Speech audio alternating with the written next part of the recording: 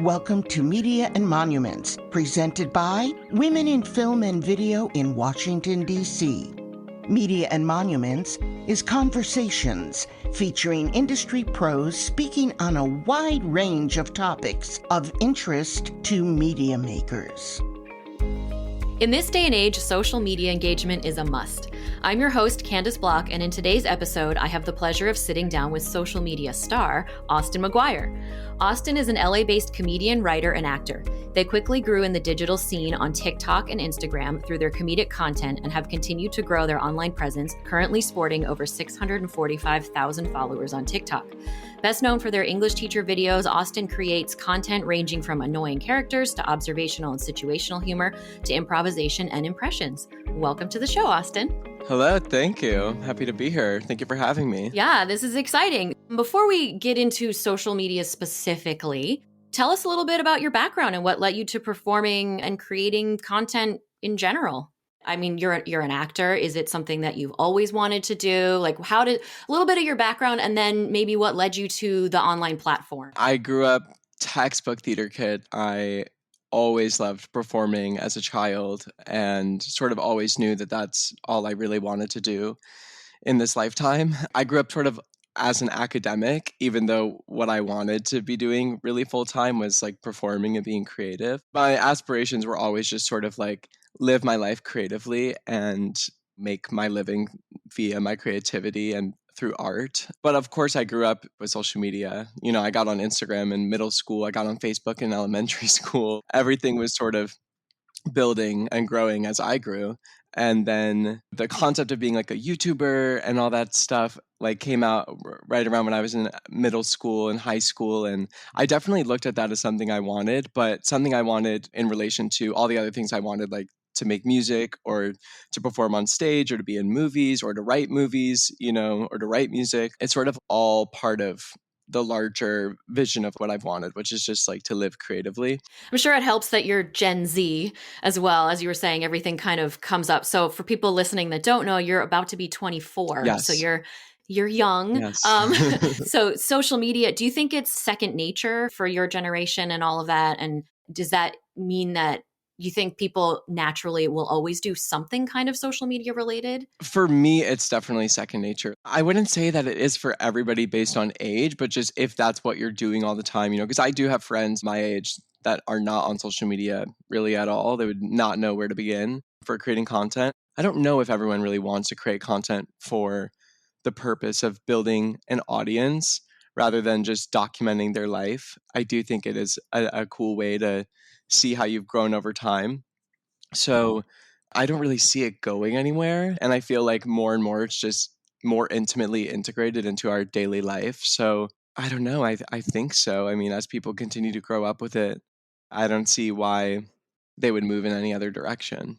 Yeah, I mean, it's interesting. Like your whole life, you've had this tool at your disposal, but we also don't know with how technology changes what types of new tools there'll be in the next few years even. And then as we talk more about the social media stuff, there is even some potentially hot issues with TikTok and if it might be banned and all of that stuff. But we don't need to talk about that yet. Because right now, I think it is safe to say social media and different platforms of any sort are not going anywhere anytime soon. Yeah.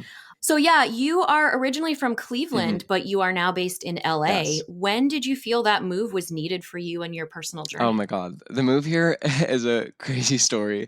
I feel like I might have always expected one day to live in California or specifically Los Angeles, just because I knew that that was the center of the industry I wanted to work in. But I went to school in Philadelphia and even that was like really jarring for me. I found myself to be way more homesick than I had anticipated. And so then I wondered, like, would I ever be able to make that move? But then over time you grow and then you're not clinging on to home as tightly. And after I graduated, I moved back to Cleveland for about 9 months. And over the course of that, I was trying to figure out where to go. I was sort of between New York City and Los Angeles because, again, that's just where my community was as well. Everybody that I knew either lived in one of those two cities. And that's where, you know, my industry is. So I just knew that one of those places is where I'd build my life. And Then I came to Los Angeles for a weekend to get headshots with a specific photographer. And I had originally not wanted to come because I was in my hibernation era. End of 2021, early 2022, I was still very nervous about COVID and getting it and being around people. And I had just grown very comfortable in my room in Ohio. So I originally only wanted to come to Los Angeles for like a day to get those headshots and leave. But my dad sort of encouraged me to make a weekend of it. So I did. But I had a feeling that the flight I booked, my return flight, would get canceled. And over the course of the weekend, I was just increasingly loving it here and also feeling like there's no way that that flight's going to ever leave the ground. For some reason, I just really strongly knew A that. No, premonition. truly, Yeah. like I knew in my heart. And so come Sunday night, it is time for me to go to the airport for my red eye. But at this point, I had decided I'm absolutely moving here and I want to stay. I don't really want to go back to Cleveland. So I sort of made a deal with the universe and I was like, if this flight is canceled, I'm staying. I'm not going home. So I went to the airport because I didn't want to miss the flight based off of feeling. So I was like, I'll see it through. I go to the airport. It gets delayed, and then canceled at like 1 a.m. Wow. And I was like, I knew it. I'm meant to be here. And I stayed. That's amazing. And I stayed and I didn't go home. This became home. That's so crazy.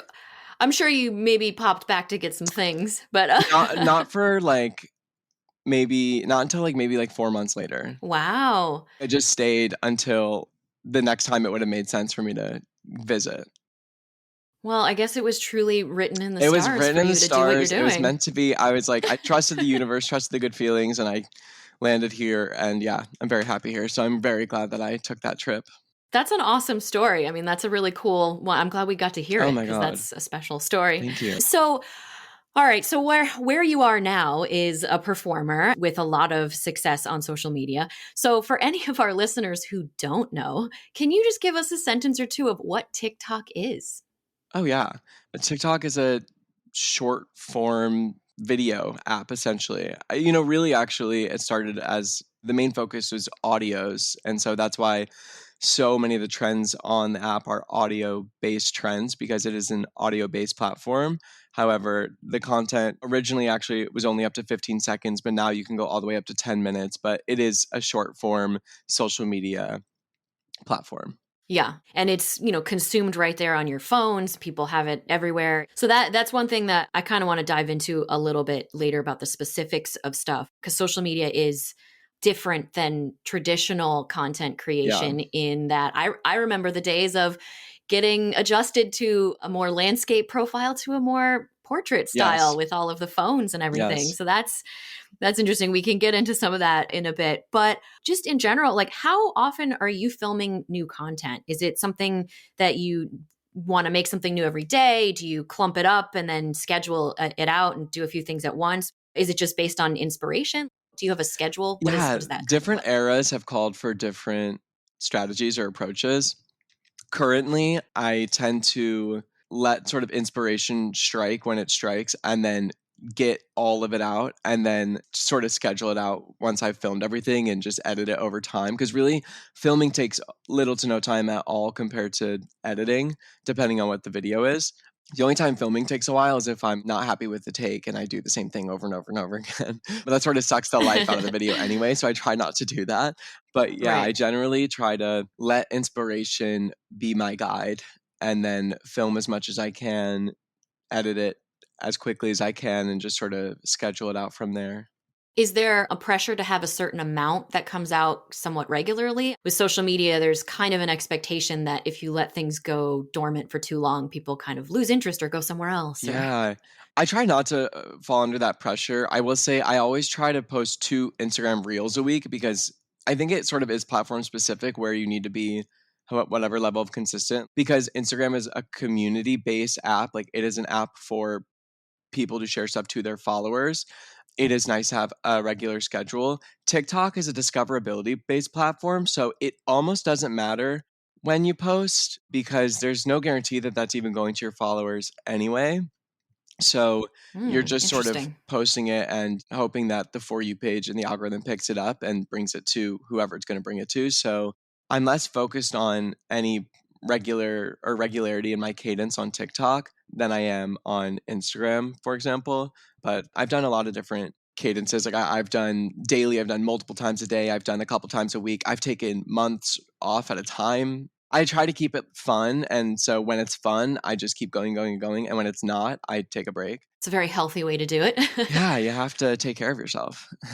Do you create content specifically that is different for Instagram versus TikTok, or are you cross posting and just changing frequency, or how do you consider those as different? I cross post most of my content, but there is some stuff that I'll only have on TikTok, for example, that I wouldn't post on Instagram. And sometimes I'll only post things on Instagram and not on TikTok, but not because it wouldn't work well on TikTok, but because I don't know, in that moment, I'm not really enjoying the algorithm. So I'm not posting anything on TikTok and then I just forget about it later. But there is some content that I'll specifically make and post for TikTok that I won't post on Instagram just because TikTok, you can be a little bit less casual, a little bit lower production value, and that's okay. That's sort of native to the platform. Whereas Instagram, in my experience, my content on Instagram performs better when it's a little bit more highly produced, more intentionally executed.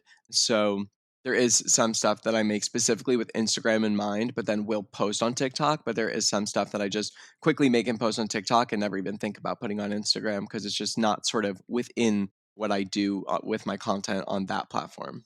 Yeah, no, that makes sense. And those are great insights for people curious about these things and the differences. Yeah. TikTok itself is a young application.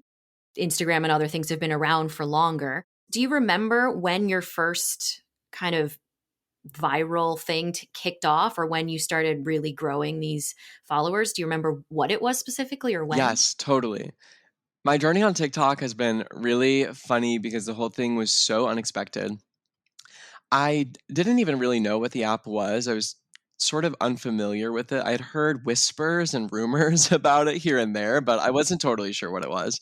And then somebody that I followed on Instagram put on his Instagram story, I need people to download this platform from my link. Just download it, screenshot it, send me a DM. And I was like, cool, I'll do it. Whatever. So I just downloaded the app. It was a totally random app. Screenshotted that I downloaded it. So I still have that screenshot of my profile of 0 posts, 0 followers, 0 likes.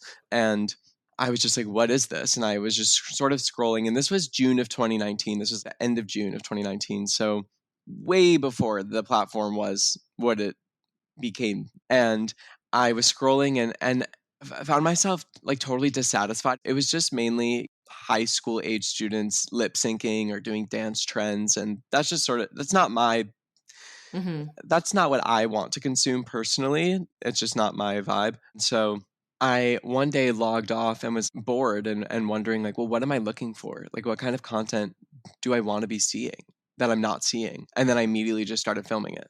And that first day, my video started gaining traction. I think the fourth video I posted got like 80,000 views, which was like, Wow. oh my gosh, what is going on? That was all on the first night. Like on my second day on the platform, I was getting comments saying, you're my favorite TikToker. And I was like, first of all, never insult me like that again. Because at the time, that was like an Right. embarrassing title to have. This is my second day. Like I'm by no means like a TikToker. I truly just downloaded this app, just started making content, but I just wondered what I wanted to be watching, identified it, started making it, and truly within the first night I was getting tens of thousands of views. Within the first week or two I had over 1,000 followers. 3 weeks later I had 1 million likes, and then Wow. within just a couple of months I had hundreds of thousands of followers, and I was just posting any and every idea that came to my mind. I would post like 10 to 20 times a day, just every Wow. single thing that came to my mind. And that doesn't necessarily mean 10 to 20 good videos a day, but 10 to 20 videos a day nonetheless. And some of them were good and would continue Yeah. to gain traction and build momentum. And then Yeah. suddenly I had So a platform. wow. So you started with quantity over quality, and now you're doing Yes. quality over quantity. Yes. But yeah, I mean, that's really cool that it started to snowball immediately. Yeah. Do you think part of that is just sort of luck of when you joined it? I think a lot of it also probably has to do with that, what you mentioned, which is great advice for anyone in any industry, is create what you want to see and what you Yeah. want to consume. Totally, totally. I completely agree. That's my best advice because for me, the creation process is sort of extremely selfish. I am just trying to make myself laugh, and if I succeed at that, that to me is success. I'm like, if I'm spending this time making content and I'm enjoying that time, it's time well spent. That's fulfillment. That is success. That is everything I want in this life. And so, yeah, it's sort of that question of if I was alone in this world, how would I entertain myself?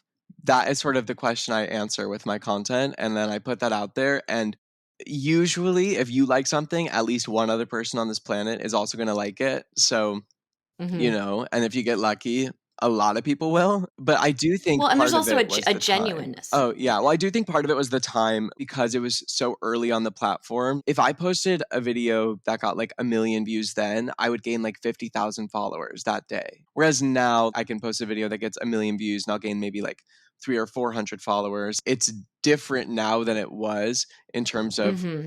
growth and that timeline and trajectory. But for me, again, I didn't go into creating on TikTok with a goal to get followers. I went in with the goal to entertain myself, and that I have done. And then the followers were like a gorgeous byproduct of that process. Right. I mean, that's a great lesson there too, because if anyone is trying to break into this world in any way, you have to make sure your motivations are right. And if you're being fulfilled by what you're creating, then it's a success no matter how many followers you get. But also, it's good to hear that even you can point out with someone who has a lot of followers and likes and whatnot, that it's changed for you as well. So if someone's trying to get into it now, don't be incredibly discouraged if you're not getting a million followers Oh my overnight. God, yeah. That is not common and that doesn't happen anymore. Yeah. Yeah. So that's good And to the flip know. side of that is even if you do gain all those followers and you're not making content that is fulfilling for you, the followers won't feel that good. The joy being in the reception is not a sustainable source of well-being and happiness and fulfillment. It has to be in the creation process, not the reception, because otherwise it's not really your content or your platform or your voice. You're just sort of making it for other people. You're just sort of people pleasing. And I think we've all sort of learned that that doesn't actually feel good internally. And so if your goal is happiness, followers probably are not the answer to that, at least not in a sustainable way. Yeah. That can be really fun for like a few days, but then, you know, Right. you want to be Yeah. making stuff that you love, and you want that to be the driving force because that's also sort of how you avoid burnout. A lot of creators get really burnt Right. out because they're making things not because they like making them, but because they want to maintain whatever status or follower count or whatever it is that Hmm. they have. And that is sort of like if you give a mouse a cookie, Yeah. it's never going to feel like enough. Yeah. If someone has the right motivations and the right reasons and all these things, and they want to start getting onto this as someone with the experience, do you have any advice for just basic stuff like maybe lighting or some editing tools or things like that that maybe is good to keep in mind? Yeah, totally. I mean, obviously, you want good lighting. You don't need to have a lighting setup for that. I personally put my phone on my windowsill and just use the natural light for all my videos. I don't even own a ring light.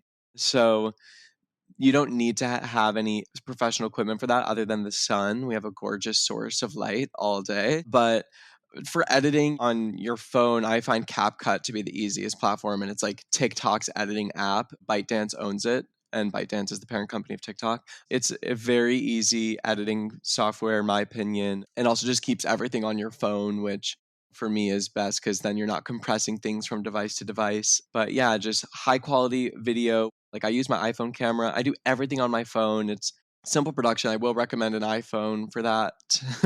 I don't have any experience doing it with Android or any other smartphone, but yeah, CapCut editing software, or you can just edit in apps. Like TikTok's editing platform is incredible. I used to do everything in there. The only thing about that was when you download it after you posted it, the quality is just slightly worse if you're trying to repost to another platform. So it's nice just film in camera and then edit and then just post that out to platforms. And then once you have good lighting, good camera quality, you can edit clips with ease. Then it's just sort of about what is it that you're making? Are you making a good video or not? If you did not know Hmm. yourself, would you watch this video that you just made for longer than 2, 3, 4, 5 seconds?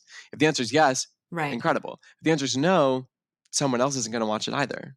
Yeah, that's great advice. And also because social media content, it's a really wide open field where essentially anyone who wants to create can create. Mhm. If you have a phone, for example, I mean, even as you said, the sun is free. As long as you have some way to record it and some way to put it out there, you can create it. How do you think this has shaped that world compared to maybe other industries where there's more barriers to entry, like being able to have literally anyone who can create it? Yeah, I think it has gorgeously democratized the process of building the life that you want to build because now those industry gatekeepers, they have smaller gates. They're not Hmm. in charge of who's doing what as much as they were. Say you're a musical artist, obviously to have like a record label and those resources behind you Hmm. really, really, really helps. But it's no longer absolutely necessary for you to gain success in what it is that you want to do or get your music out. You know, now you can just post your music and hopefully the stars are aligned for it to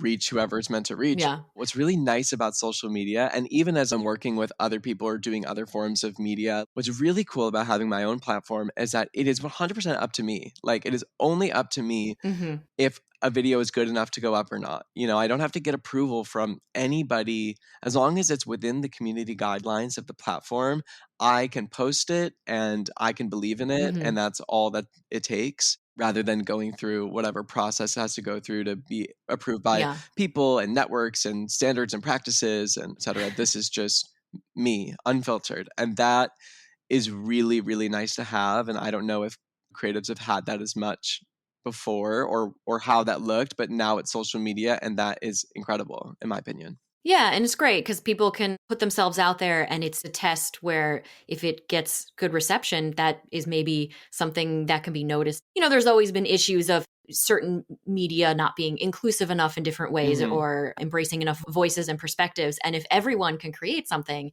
it's an opportunity to kind of like test it. It's almost Yeah. like a comedian doing small shows to see what jokes play Yeah. for when they do bigger things. Yeah, on social media, the only permission you need is your own, and it's incredible. And that is sort of how it felt at first for me because I was posting to a platform I knew that nobody I knew was on. So I was totally safe to be Hmm. as cringy as I wanted to be without, anybody in my personal life ever seeing it. But then once it grew to a specific platform or size, then of course people were seeing it, but they weren't seeing me doing random stuff. They were seeing me posting to an audience that I had built. So it was sort of Right. viewed differently, which is why you sort of have to just not care about what people are thinking about it. It just gives you the complete freedom to make whatever you want to make and put it out there and cross your fingers.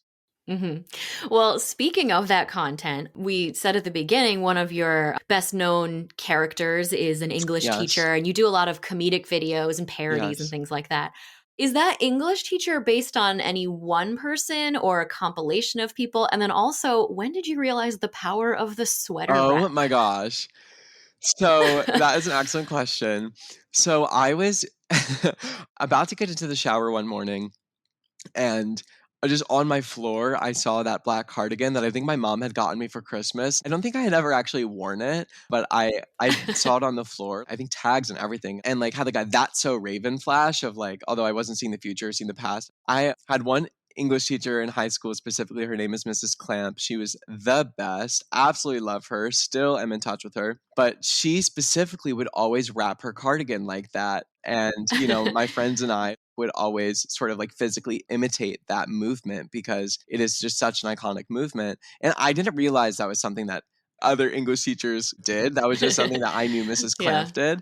With that in mind, I was like, oh my God, let me throw this on really quickly. My hair was up in this like messy ponytail. It was right before I got in the shower, but I was like, so I don't forget, let me just throw this on, film a quick little version of this to then remake later when I've done my hair and I look more well put together. So I just sort of threw it on and improvised what I was saying. Like, I wonder what the author meant by that, what else? And wrapping that cardigan over and over again. And then the rest of the day, I forgot that I meant to refilm that. So then that night, I was just like, you know what, whatever, I'll just post it as is because I didn't really feel like remaking it.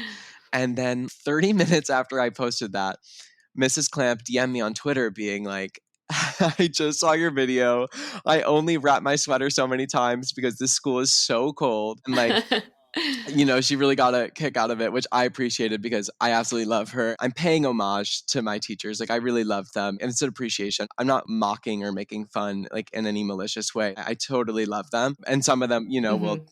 let me know that they saw it and that they're laughing, and that is like the best feeling in the world. What I'm saying isn't always based off of Mrs. Clamp. She was just sort of the inspiration for the cardigan. I've sort of built my own internal world for this character and who she is, and it's become so fun to play. But yeah, again, that was just, I saw the cardigan, got the inspiration to do this, made the video, and the rest was history. Or So herstory. just exactly. I was curious. I mean, most of your content is comedic and kind of brings joy to people. Is that something that you like doing just in general? Do you enjoy being an escape for people? Because this world Mm. is often kind of troubling. How do you see it? Like, is it just because you just enjoy it yourself, or do you feel like a sense of creating that space for people to go to get Yeah, smiles? I guess it has become this space for people to go to, and that is incredible. Again, like my initial intention was to build that space for myself because I wanted that and I needed that. I started creating content in a time I was feeling sort of silenced. I come from a less accepting town, and I just needed a space to be myself. And I built that. TikTok and social media facilitated that, and I'm so appreciative of that. I mean, I'm constantly making jokes. That's all I do in every conversation. I'm having fun, I'm making jokes, I'm making references, I'm bringing things full circle. Like that is just sort of how my brain works anyway. I'm looking for joy and I know that I'll find that internally, and so then I just bring myself that joy and then share that. And then if other people get joy from it, incredible. If they didn't, I would make the videos anyway because I have so much fun. It's just a thing that I like to do with my time. But I am so appreciative that it has become this space for people to experience that joy. And when people DM me that, it is the coolest thing in the world. It is so incredible to be able to help people re-access their joy. For me, I'm just always trying to focus on joy and then spread as much of that as possible. And yeah, if people line up with that, I'm so appreciative of that. Well, I think that's wonderful as a creator myself, but in usually more visual things, I kind of have a goal of just like bringing more joy. And if someone smiled from something I made, then great, Yes, it's there you go. incredible. That's all you What a need, just to help gift. making the world a little bit better. Yeah. Yeah. So with your kind of massive following and platform that you have now, do you feel kind of a responsibility to maybe talk about anything that you find important, like any causes or anything? Or do you want to keep that separate and you just keep this just the creating for fun and all of that?